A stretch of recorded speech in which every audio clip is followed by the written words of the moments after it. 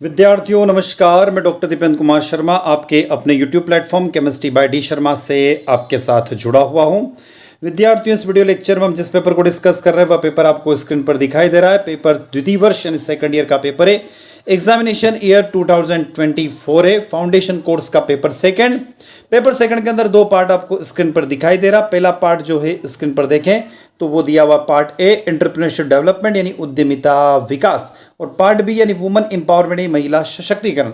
विद्यार्थियों, इस पेपर के बारे में थोड़ी सी जानकारी आपको मैं ये दे दूं कि यह पेपर दिनांक 31 अगस्त 2024 वार शनिवार के दिन कौन से विश्वविद्यालय का पेपर है? तो छिंदवाड़ा विश्वविद्यालय का पेपर है, यानी कि राजा शंकर शाह विश्वविद्यालय छिंदवाड़ा का पेपर है।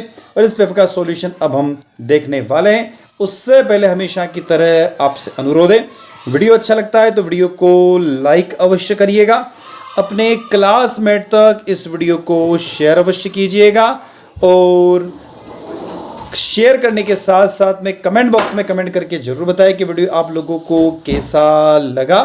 और अभी तक आपने आपके अपने चैनल को सब्सक्राइब नहीं किया तो चैनल को सब्सक्राइब अवश्य कर लीजिए, जिससे हमें एक मोटिवेशन मिलता है और हम इसी तरीके से आपके साथ हमेशा बने रहें।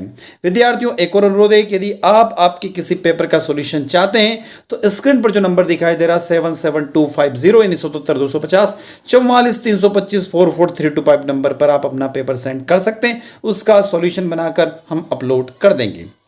तो विद्यार्थियों, अब हम चलते हैं सॉल्यूशन की ओर। देर ना करते हुए पार्ट ए का पहला प्रश्न जो स्क्रीन पर दिखाई दे रहा है, उद्यमिता की प्राथमिक उद्देश्य क्या है? तो पहले का करेक्ट आंसर ए ऑप्शन हो जाएगा, नए व्यावसायिक उद्यम बनाना। दूसरा प्रश्न, निम्नलिखित में से कौन सा कारक किसी व्यक्ति को नए व्यवसाय शुरू करने के लिए प्रेरित करता है? तो वित्तीय पुरस्कार, स्वतंत्रता की इच्छा और ज्ञान की खोज। करेक्ट आंसर हो जाएगा ऑल ऑफ दिस, उपरोक्त सभी। डी ऑप्शन करेक्ट है। प्रश्न क्रमांक 3, किस प्रकार की उद्यमिता में ऐसे व्यवसाय उद्यम बनाना शामिल है जो लोगों की एक छोटी सी श्रेणी स्थानीय समुदाय के लिए सेवाएं प्रदान करते हैं? तो तीसरा करेक्ट आंसर सी ऑप्शन हो जाएगा, लघु व्यवसाय उद्यमिता। आगे चलते हैं अगले प्रश्न की तरफ। हम लोग नेक्स्ट क्वेश्चन की तरफ आ रहे हैं। हम लोग प्रश्न क्रमांक 3 जो हमने अभी देखा, किस प्रकार की उद्यमिता में ऐसे व्यवसाय उद्यमी बनना शामिल है? तो 3 का करेक्ट आंसर सी ऑप्शन हो जाएगा। चौथा प्रश्न, उद्यमिता का सामाजिक लाभ निम्नलिखित में से कौन सा है?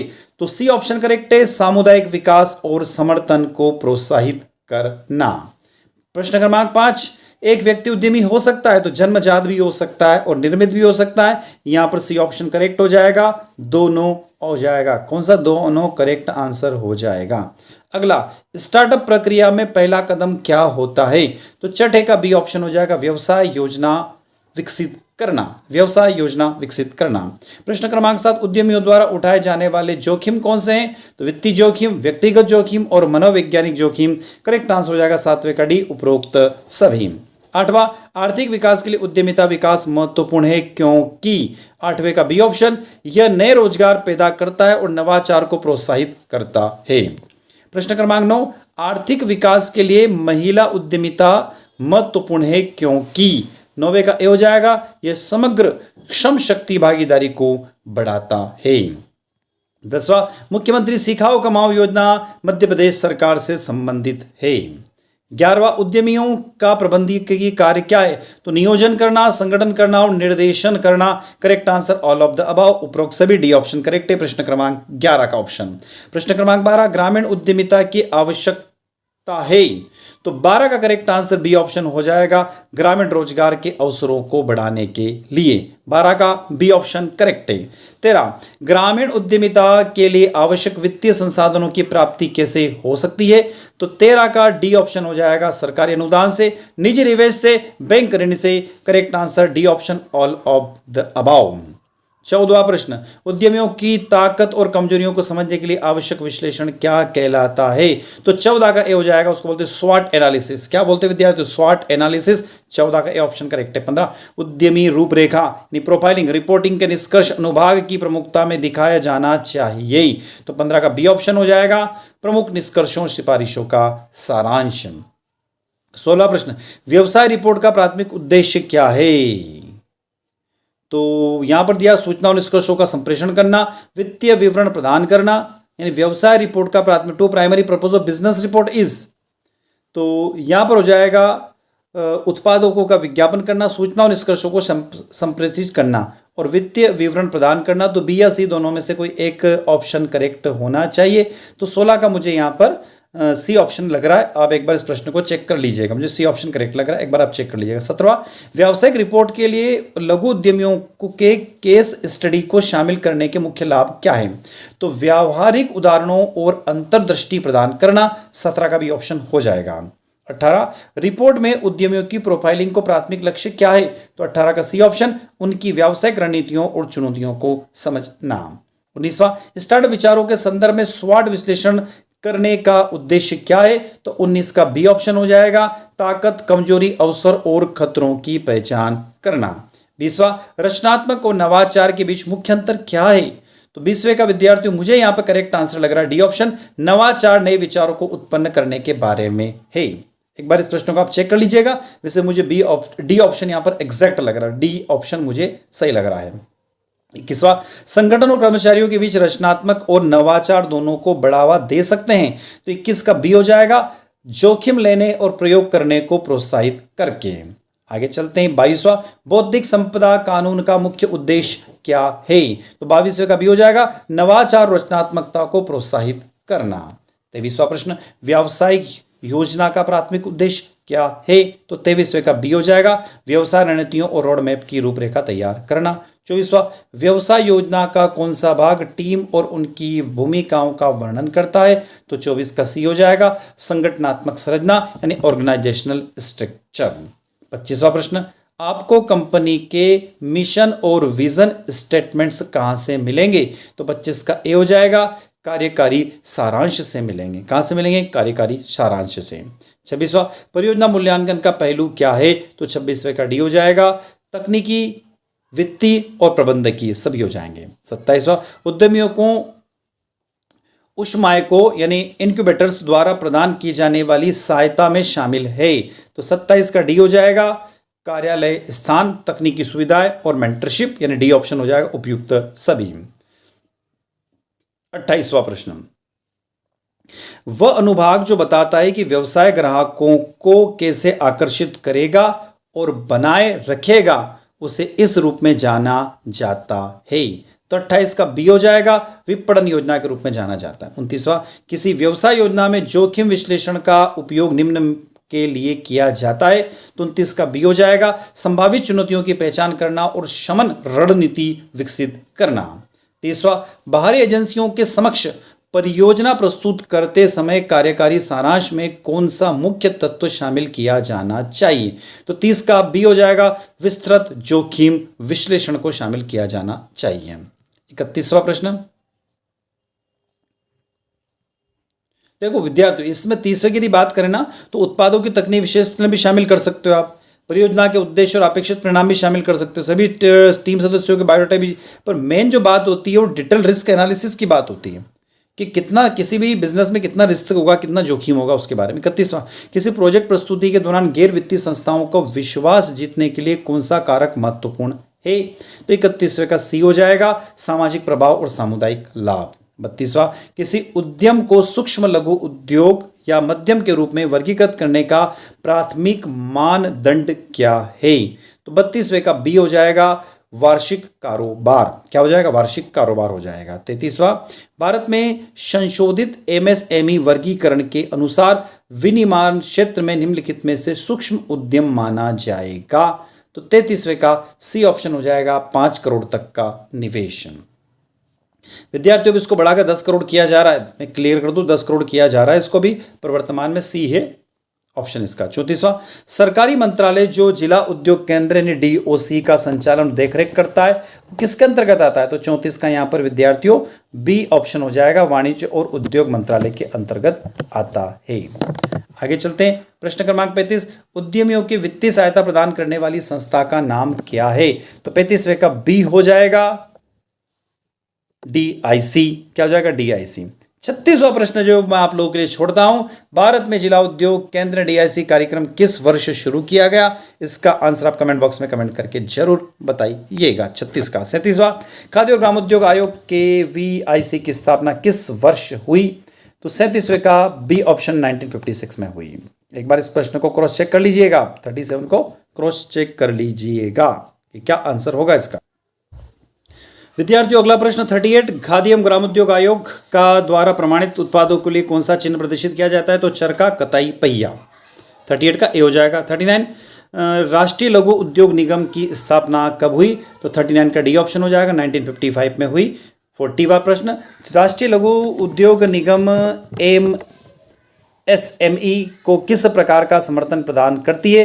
तो 40 का ए ऑप्शन हो जाएगा, विपणन सहायता, कच्चे माल की खरीदी और ऋण सहायता। 41वां, मध्य प्रदेश वित्त निगम का प्रधान कार्यालय इंदौर में स्थित है, आप लोग अच्छे से जानते हो। 42वां, SIDBI make in India loan for entrepreneurs का उद्देश्य क्या है?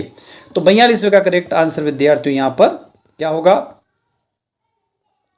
SIDBI main India loan for entrepreneurs. तो इसमें जनरली इसमें यह होगा कि बी ऑप्शन इसका हो जाएगा। क्या हो जाएगा इसका? बी ऑप्शन हो जाएगा। एक बार डी बी हो सकता है पर बी लग रहा मुझे यहाँ पर करेक्ट इसका। 43, वाणिज्य बैंकों का प्राथमिक कार्य क्या है? तो 43 का करेक्ट आंसर बी ऑप्शन हो जाएगा, आम जनता द्वारा व्यवसायों को वित्तीय सहायता प्रदान करना। 44वां, वर्ष में वाणिज्य बैंकों के कामकाज की देखरेख कौन सी नियामक संस्था करती है? तो 44 का करेक्ट आंसर बी ऑप्शन हो जाएगा, भारतीय रिजर्व बैंक के अंतर्गत आती है। वैसे ही है ना, याद रखना, भारतीय रिजर्व बैंक के अंतर्गत आती है। 45वां, प्रधानमंत्री युवा योजना का मुख्य लक्ष्य क्या है? तो 45 का सी ऑप्शन हो जाएगा यहाँ पर, पारंपरिक उद्योगों का समर्थन देना। 46वां, भारत में कौन सी सरकारी पहल विशेष रूप से स्वयं सहायता समूह को बढ़ावा देने के लिए उनका पोषण करने के उद्देश्य से तैयार की जाती है? तो 46 का बी हो जाएगा, राष्ट्रीय ग्रामीण आजीविका मिशन। 47, दूत निवेशक यानी एंजल इन्वेस्टर्स क्या होते हैं? तो 47 का करेक्ट आंसर ए ऑप्शन हो जाएगा, वह व्यक्ति जो बैंकों से पैसा उधार लेता है। 48, उद्यम पूंजी क्या है? तो 48 का डी हो जाएगा, निवेशकों द्वारा उच्च संभावित स्टार्टअप को प्रदान की जाने वाली इक्विटी वित्त पोषक। प्राइवेट इक्विटी फंड आमतौर पर किस चरण में स्टार्टअप को निवेश करती है? तो 49 का सी हो जाएगा, विकास और विस्तार चरण को प्रमोट करती है। 50वां प्रश्न, बैलेंस शीट का इक्विटी सेक्शन क्या दर्शाता है? तो 50 का सी हो जाएगा, कंपनी की परिसंपत्तियों के विरुद्ध देयताओं की कटौती के बाद स्वामी के दावे। तो 50 का सी ऑप्शन हो जाएगा। तो विद्यार्थियों ये तो थे पार्ट ई के 50 प्रश्नों के सॉल्यूशन देके हमारे द्वारा कोशिश की गई 50 प्रश्नों के सही और सटीक उत्तर आप तक पहुंचे। अब हम चलते हैं पार्ट बी की तरफ, जिसका नाम है वुमन एम्पावरमेंट यानी महिला सशक्तिकरण। पहला प्रश्न, महिला सशक्तिकरण के तो प्राथमिक अर्थ क्या है? तो डी ऑप्शन हो जाएगा, उपरोक्त सभी हो जाएगा। महिला शक्तिकरण, नारी शक्ति, महिलाओं को मतदान का अधिकार। 52, महिला शक्तिकरण का अर्थ क्या है? तो ये भी डी हो जाएगा, उपरोक्त सभी। 53वां, महिलाओं के पुनरुत्थान का काल कब हुआ? तो विद्यार्थियों देखें तो महिलाओं का पुनरुत्थान का काल वैदिक काल से शुरू हो गया था। कब से? वैदिक काल से चालू हो गया था। 54वां, महिला शक्तिकरण का कौन सा रूप महिलाओं को मानसिक रूप से मजबूत, दृढ़, सख्त और मेहनती बनाता है? तो उसको बोलते हैं मनोवैज्ञानिक पहलू। कौन सा पहलू? यदि महिला मनोवैज्ञानिक रूप से मजबूत होगी तो फिर वो डेफिनेटली स्ट्रॉन्ग हो जाएगी। 55वां, स्त्री पैदा नहीं होती बल्कि बनाई जाती। ये स्टेटमेंट सिमोन द बोवर का स्टेटमेंट है, सी ऑप्शन हो जाएगा। 56वां, किस तिथि को महिला दिवस मनाया जाता है? तो 8 मार्च को मनाया जाता है। विधवा पुनर्विवाह अधिनियम 1856 किसके प्रयासों से पारित हुआ? तो 57 का बी ऑप्शन हो जाएगा, ईश्वरचंद विद्यासागर के प्रयासों से पारित हुआ। सेवा का पूर्ण रूप क्या है? Self employment woman association, A option correct हो जाएगा 58 का। 59, आधुनिक काल में महिलाओं शक्तिकरण का किससे प्रभावित है? तो डी ऑप्शन, बी और सी दोनों हो जाएंगे, भारतीय सुधारक और पश्चिमी संस्कृति। 60वां प्रश्न, महिलाओं के विरुद्ध हिंसा का मूल कारण क्या है? तो 60वें प्रश्न का करेक्ट आंसर डी ऑप्शन हो जाएगा, महिलाओं को कमजोर माना जाना। 61, लाडली लक्ष्मी योजना कब शुरू की गई? तो 61 का सी ऑप्शन हो जाएगा, 2007 को चालू की गई।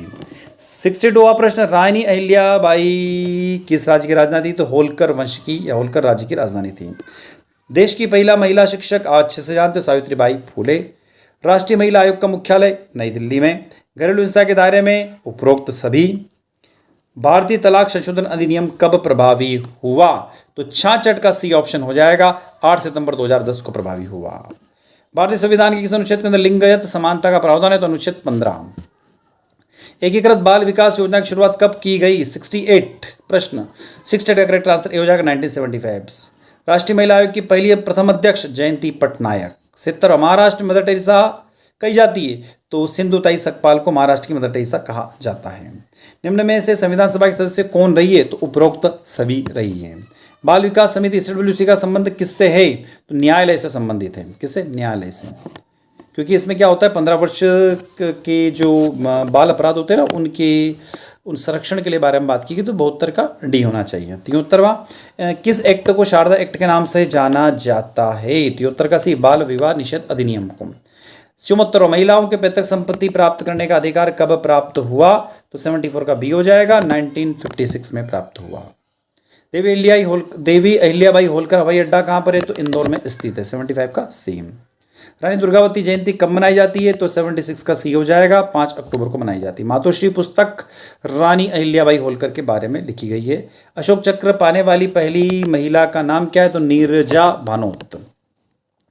मेरी काम के जीवन पर बनी फिल्म में उनका किरदार प्रियंका चोपड़ा द्वारा निभाया गया था। 80वां प्रश्न सिंधुताई सतपाल किससे संबंधित है तो वह एक सामाजिक कार्यकर्ता रही हैं। भारतीय दंड संहिता की धारा 509 किससे संबंधित है तो विद्यार्थियों इसका आंसर आपको याद होना चाहिए, 81 का सी हो जाएगा, छेड़छाड़ करने से संबंधित है। भारत में प्रसिद्ध महिला टेसी थॉमस का जन्म केरल में हुआ। सन 2007 में इंदिरा नूई को कौन सा पुरस्कार मिला तो पद्म भूषण पुरस्कार मिला। 84 निम्न में से सावित्रीबाई फुले चित्रकार नहीं थी, बाकी सभी थी। 85 गोरा देवी किस आंदोलन से जानी जाती है तो किससे? चिपको आंदोलन से जानी जाती है। 86 क्वेश्चन नंबर अंतर्राष्ट्रीय ओलंपिक समिति के सदस्य बनने वाली प्रथम महिला का नाम नीता अंबानी। 87 PCPNDT एक्ट का संबंध किससे है तो 87 का हो जाएगा यह लिंग चयन निषेध से है। 87 का करेक्ट आंसर सी ऑप्शन हो जाएगा। 88 NCW का फुल फॉर्म तो 88 का बी हो जाएगा, महिलाओं के राष्ट्रीय परिषद, नेशनल काउंसिल फॉर वुमन। 89 बालक को निःशुल्क अनिवार्य शिक्षा का अधिकार अधिनियम कब से लागू हुआ तो 89 का ए ऑप्शन हो जाएगा, 1 अप्रैल 2010। 90वां प्रश्न मध्य प्रदेश में गांव की बेटी योजना का संबंध तो उच्च शिक्षा विभाग संबंधित है। 91 लैंगिक अधिनियम 2013 में धारा 13 के अंतर्गत क्या आता है तो 91 का सी हो जाएगा, जांच रिपोर्ट। 92 भारत में प्रथम महिला पायलट कौन रही है तो सरला ठकराल रही हैं। 93 रानी दुर्गावती गोंडवान राज्य पर किसने आक्रमण किया था तो आसफ खान ने किया था।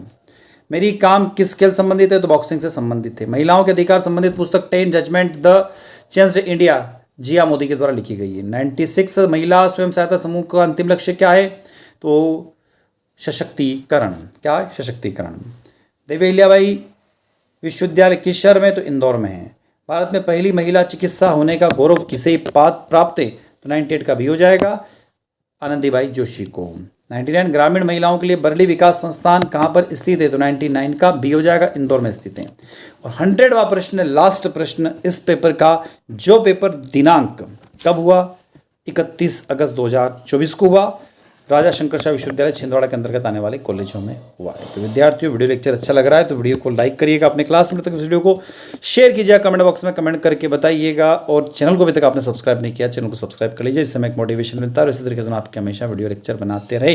100वें प्रश्न का करेक्ट आंसर ए ऑप्शन 1885। विद्यार्थियों शिक्षक हम आपसे विदा लेते हैं। जय हिंद, जय भारत, नमस्कार।